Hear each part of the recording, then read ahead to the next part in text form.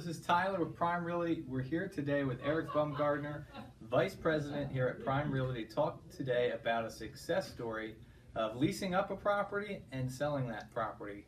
How you doing? I'm good, thank you. So we're here today to talk about Plaza 295. It's a commercial property consisting of two buildings, 55,000 square feet. And Eric, you met and connected with Tony and his brother, the owners, about 3 years ago. Tell us about the process. There was a lot of leasing to be done. There was a new lease that needed to be created. Tell us what the property was like when you got involved and how that process went. Well, I reached out to Tony, like you said, about 3 years ago. I noticed the property had been vacant for quite a while. It was a product of the recession. It was developed and completed in 2008, 2009. I always noticed it. Never had any tenants in there. One day driving by it, I had decided I needed to call the owner. So when I got back to the office, I looked up the owner, and he was actually from out of state, but in town that exact day I called and said, yes, I would definitely love to meet you, and I've got a need here.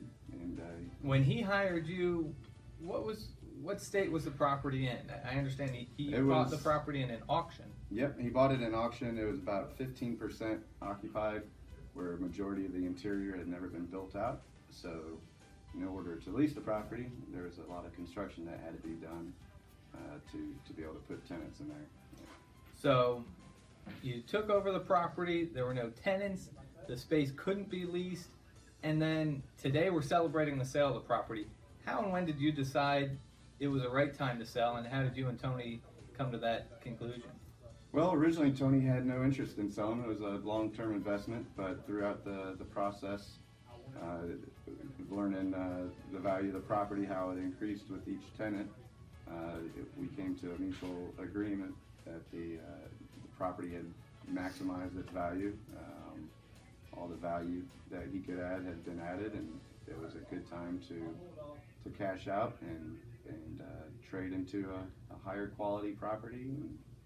And I understand that the story doesn't end there. So the proceeds from the sale, there's going to be an exchange, a 1031 exchange. What is that? Yeah, so he's going to be taking the proceeds from that sale and doing a 1031 exchange, which is where he will be deferring his capital gains and be able to trade into a higher price property, higher quality.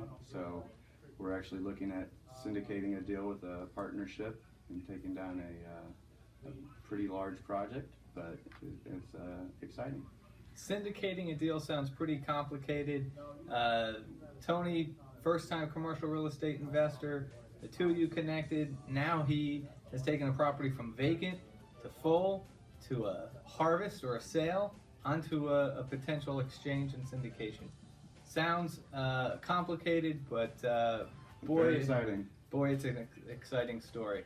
Well, thank you, Eric, and we're here to make it happen. Thank you.